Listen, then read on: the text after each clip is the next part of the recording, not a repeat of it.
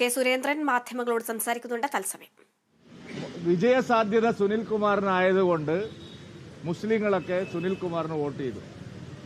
ഇതാണ് ഇന്നലെ V D Satheesan എല്ലാവരോടും പറഞ്ഞത്. ആ വീഡിയോ നിങ്ങളെ എല്ലാ ചാനലിലും കാണിച്ചതാണ്. ഞാനത് പ്രത്യേകമായിട്ട് എടുത്ത് ഇന്നലെ ഫേസ്ബുക്കിൽ ഇട്ടിട്ടുണ്ട്.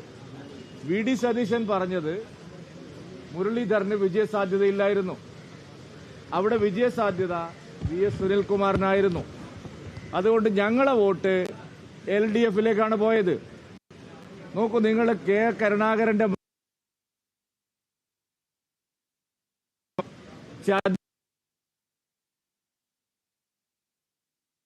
വിജയസാധ്യതയുണ്ടായിരുന്ന വടകരയിൽ നിന്ന് ബി ഡി സനം സംഘവും തൃശൂരിലേക്ക് മാറിയത്.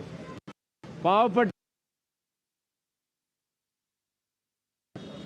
മുരളീധരൻ ജയിക്കാം എന്ന് പറഞ്ഞു പറ്റിച്ച് വി ഡി സതീശനും കമ്പനിയും അദ്ദേഹത്തെ ബലിയാടാക്കുകയായിരുന്നു. ഇതാണ് സത്യം. സുരേഷ് ഗോപി ജയിച്ചത് പൂരം കലക്കിയത് കൊണ്ടൊന്നുമല്ല.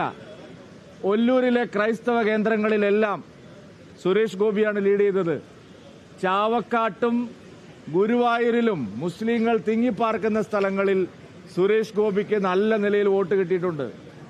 സുരേഷ് ഗോപിക്ക് മതന്യൂനപക്ഷങ്ങളുടെ വോട്ടും തൃശൂരിൽ കിട്ടിയിട്ടുണ്ട്. പൂരം കലക്കിയാൽ മുസ്ലിങ്ങൾ വോട്ട് ചെയ്യോ?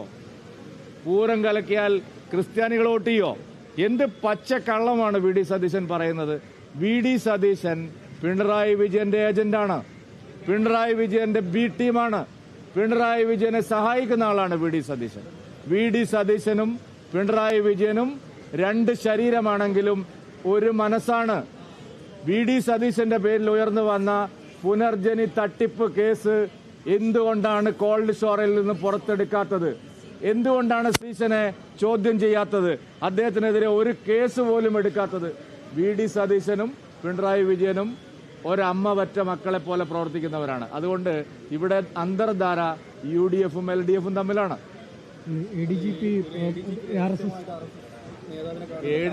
2023 കണ്ടത്. നിങ്ങൾ പറയുന്നത് അതല്ലേ? ഞാൻ ചോദിക്കുന്നത് ADGP 2024 ഏപ്രിലാണോ RSS നേതാവിനെ കണ്ടത്? നിങ്ങൾ അതിനാദ്യം ഉത്തരം പറയും. ഇത്രയും ദിവസം നമ്മൾ ആഘോഷിച്ചത് എന്താണ്? പൂരം കലക്കാൻ ADGP-യും RSS നേതാവും തമ്മിൽ ചർച്ച നടത്തിയെന്നല്ലേ?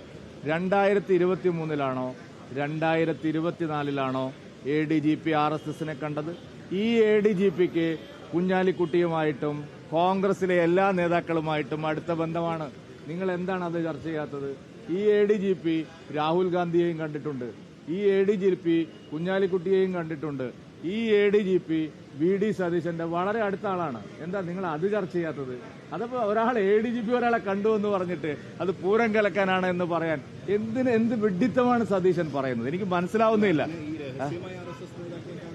പരസ്യമായിട്ടാണോ കുഞ്ഞാലിക്കുട്ടിയും പിന്നെ ADGP-യും കാണുന്നത്? പരസ്യമായിട്ടാണോ വി ഡി സതീശനും പിന്നെ ADGP-യും കാണുന്നത്? ഈ ADGP തന്നെയല്ലേ പുനർജനി കേസ് അന്വേഷിക്കാൻ പോയപ്പോൾ അത് വേണ്ടെന്ന് പറഞ്ഞത്? നോക്കൂ, നിങ്ങൾ എന്റെ പേരിലുള്ള എല്ലാ കേസും ചാർജ് ചെയ്തു, ചോദ്യം ചെയ്തു, നുണ പരിശോധിച്ചു, പിന്നെ ശബ്ദ പരിശോധിച്ചു, ജയിലിലടച്ചു. വി ഡി സതീശന്റെ ഒരു രോമം തൊടാൻ ഇതുവരെ LDF സർക്കാർ തയ്യാറായിട്ടുണ്ടോ? എത്ര കോടി രൂപയാണ് ഗൾഫിൽ നിന്ന് കൊണ്ടുവന്ന് പുനർജനി തട്ടിപ്പ് വി ഡി സതീശൻ നടത്തിയിരിക്കുന്നത്? എന്താ വി ഡി സതീശന് ഇത്രമാത്രം ഒരു ഇമ്മ്യൂണിറ്റി കിട്ടാൻ കാരണം?